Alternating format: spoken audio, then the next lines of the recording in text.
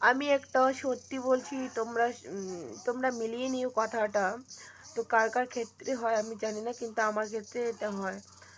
তো আমার হাজব্যান্ডকে আমার মা বাবা একদম নিজের ছেলের থেকেও বেশি ভালোবাসে।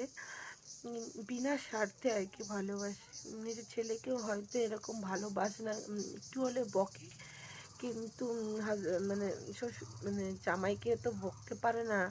জামাই জামাই মানে একদম আমাদের মানে একটা অমূল্য রতন এসেছে।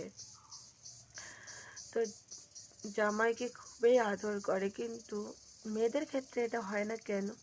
মেয়েরা হাজারো কষ্টে কাজ করে, রান্না করে, রান্না করা, কাপড় কাচা সব কিছু করার পরও মেয়েরা ভালোবাসা পায় না।